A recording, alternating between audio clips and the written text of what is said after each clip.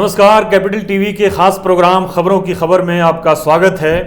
एक हिंदी कहावत है कि सर मुंडाते ही ओले पड़े, और जब ओले पड़ते हैं तो आदमी बेचैन हो जाता है।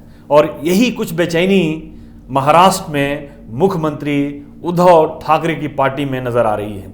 उद्धव ठाकरे बड़े तमतराक के साथ, बड़े मूंछों के ऊपर तांव फेरते हुए भारतीय जनता पार्टी से अपना समर्थन वापस लेके, अपना गठबंधन तोड़ के एक नया गठबंधन उन्होंने बनाया था कांग्रेस और एनसीपी के साथ। लेकिन ये एक तरह का बेमेल गठबंधन था। ये शुरू में उनको भी मालूम था, और सबको, ये जितने जानकार हैं पॉलिटिकल साइंस के या पॉलिटिक्स के भारत के वो जानकार हैं, उनको मालूम था कि ये बेमेल गठबंधन है।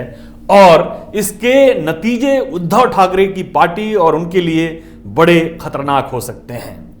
एक बड़ा उलटफेर उन्होंने किया था, एक कांग्रेस के साथ और एनसीपी के साथ अपना गठबंधन करके उन्होंने ये जाहिर किया था कि वो आइडियोलॉजिकल बुनियाद के बगैर एक दूसरी आइडियोलॉजी का, अपोजिट आइडियोलॉजी के साथ एक सरकार बनाकर वो आगे बढ़ सकते हैं, उस सरकार में बने रह सकते हैं। लेकिन कुछ ही दिनों के बाद उन्हें एहसास होने लगा, और ये एहसास बार बार उन्हें दिलाया गया कि वो अपनी आइडियोलॉजी के साथ गठबंधन तो अपने आइडियोलॉजी से समझौता करके गठबंधन तो बना सकते हैं, लेकिन उस आइडियोलॉजी पे कायम रखना उनके लिए बड़ा मुश्किल हो जाएगा।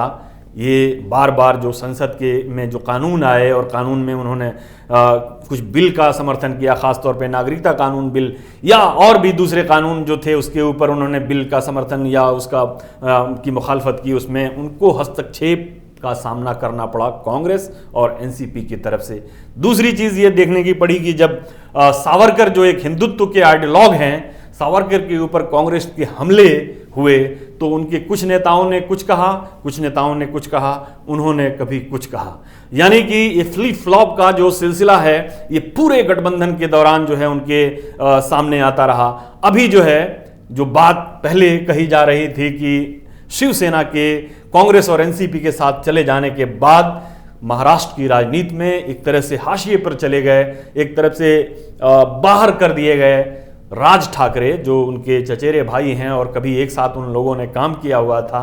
राज ठाकरे को फिर से रेलिवेंट कर दिया है। राज ठाकरे भी एक कंफ्यूज नेता थे, और उनका कंफ्यूजन अब उद्धव ठाकरे में चला गया है। लेकिन राज ठाकरे लग रहा है कि अब उन्होंने अपनी जो एक दिशा है उस दिशा को पकड़ लिया है, और वो समझ रहे हैं कि अब उनके लिए एक बड़ी अपॉर्चुनिटी है, बड़ा मौका है कि वो महाराष्ट्र की राजनीति में फिर से रिलेवेंट हो जाए। भारतीय जनता पार्टी भी उद्धव ठाकरे के अलग होने के बाद एक ऐसे साथी की तलाश है उसे कि जो मराठी मानुस की राजनीति भी वो करता हो और एक हिंदुत्व की राजनीति का भी उसको अनुभव हो। तो राज ठाकरे से बेहतर उसको कोई विकल्प नहीं।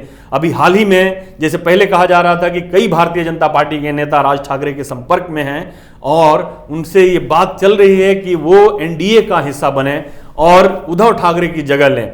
अभी हाल में जो पूर्व मुख्यमंत्री हैं भारतीय जनता पार्टी के देवेंद्र फडणवीस और कई सीनियर भारतीय जनता पार्टी के प्रदेश इकाई के नेता राज ठाकरे से मिले, और उसके बाद राज ठाकरे ने एक बड़ा, एक कह लीजिए कि एक बड़ी हलचल पैदा की उद्धव ठाकरे के खेमे में। खासतौर पे उन्होंने अपने झंडे का रंग भगवा किया, सावरकर को मंच के ऊपर लेकर आए, और इसको लेकर जो बेचैनी है शिवसेना की वो एक बार फिर सामने आ गई। उद्धव ठाकरे जो एक तरफ तो ये कह रहे थे कि मुसलमानों को कोई नहीं छू सकता और सीए जो है ये ऐसा कानून है, तो अब जो है उनका स्टैंड जो है इसके ऊपर बिल्कुल बदल गया। वो कह रहे हैं कि जो घुसपैठिए बांग्लादेशी और पाकिस्तानी मुसलमान हैं उनको बाहर फेंक दिया जाएगा।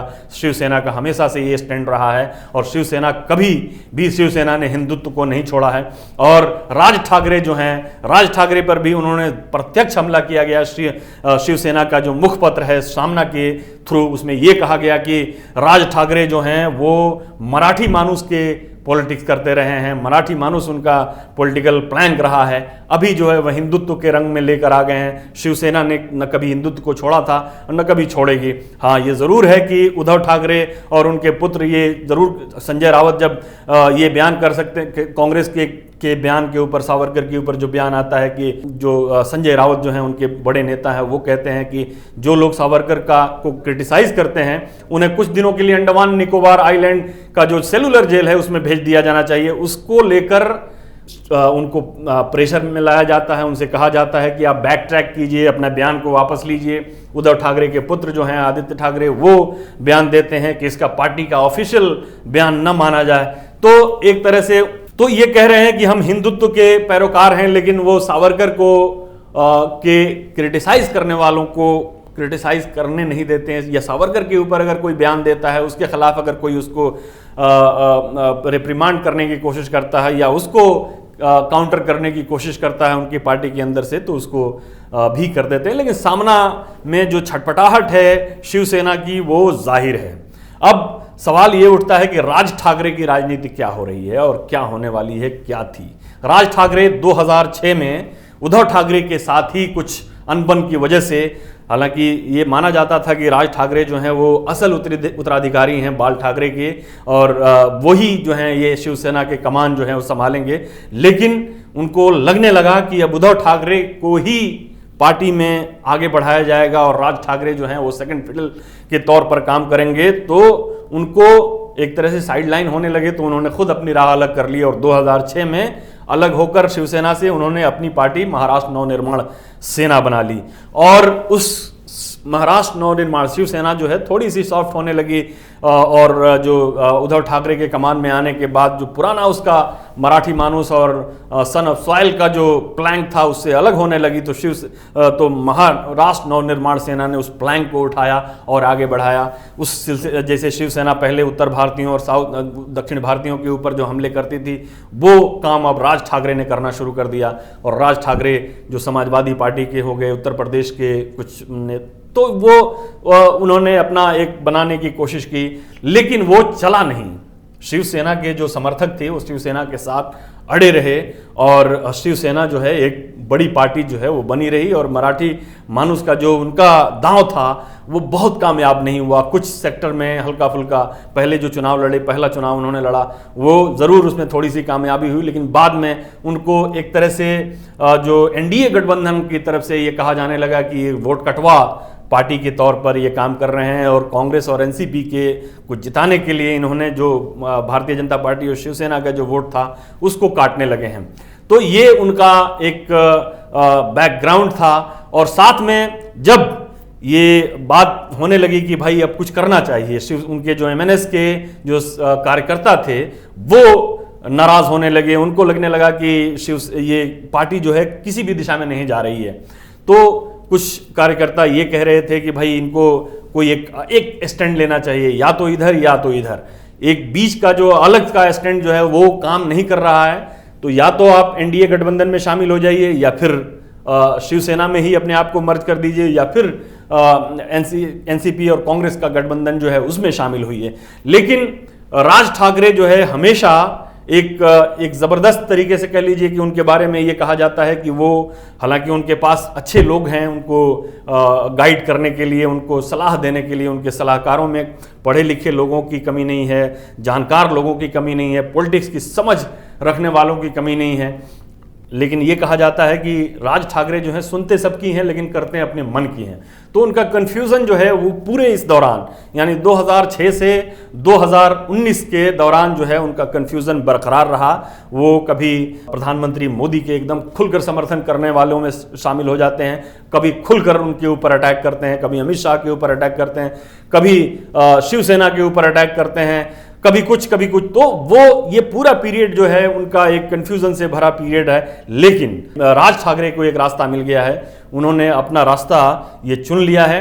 भारतीय जनता पार्टी का जो ऑफर है वो उन्होंने जो है उस पर काम करना शुरू कर दिया है, और ये चीज़ उद्धव ठाकरे को और शिवसेना को काफ़ी परेशान करने लगी है। और इसी वजह से शिवसेना में जो उद्धव ठाकरे की बेचैनी है वो बेचैनी बढ़ गई है। वो कभी इधर छलांग लगा रहे हैं, कभी उधर छलांग लगा रहे हैं, कभी मुस्लिम नेताओं से मिल रहे हैं कि आपको यहाँ से कोई बेदखल नहीं कर सकता, कभी ये कह रहे हैं कि जो बांग्लादेशी और पाकिस्तानी मुसलमान हैं उनको यहाँ से भगा दिया जाए, कभी सीए का समर्थन कर रहे हैं, कभी सीए का विरोध कर रहे हैं कि सीए में बहुत सारे लूप होल्स हैं, इसलिए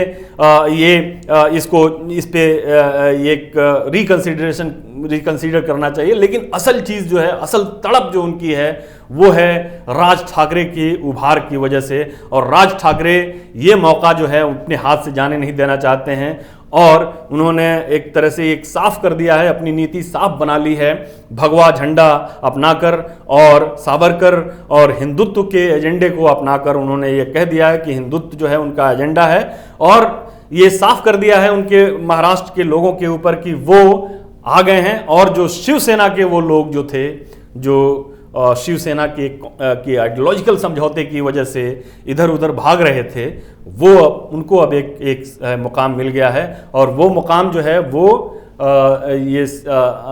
इनकी जो महाराष्ट्र निर्माण सेना जो है उसके लिए मिल जाए। अब ऐसा ये माना जा रहा है कि शिवसेना में एक बड़ी भगदड़ मच सकती है।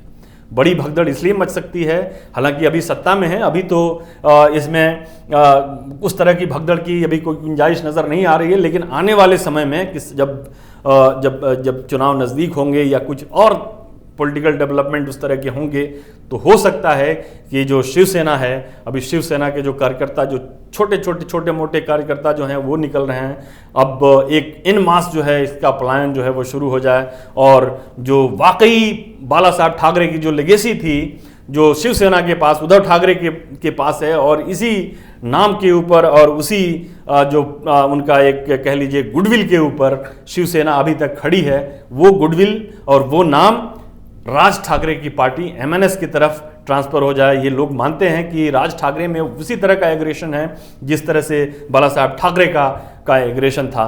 तो ये आने वाले दिन जो हैं वो उद्धव ठाकरे के लिए बड़ी मुश्किलों से भरे हैं। आने वाले दिनों में शिवसेना का जो उद्धव ठाकरे का फ्लिप फ्लॉप है वो जारी रहेगा, क्योंकि वो दो नाव पे सवार हैं, दो आइडियोलॉजिकल नाव के ऊपर सवार हैं। वो जाहिर है कि कभी इधर उनका जाना होता है, कभी उधर जाना होता है, तो इस तरह से उनके लिए मुसीबतें जो हैं वो बढ़ने वाली हैं। राज ठाकरे उनको बड़ा चैलेंज देने वाले हैं और इनकी नींद जो है उद्धव ठाकरे की वो हराम होने वाली है। फिलहाल के लिए इतना ही, इजाजत दीजिए, नमस्कार।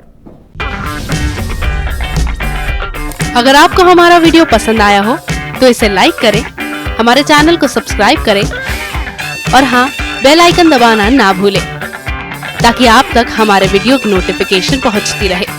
आप अपना सुझाव हमें कमेंट बॉक्स में दे सकते हैं। हमारे साथ जुड़ने के लिए शुक्रिया।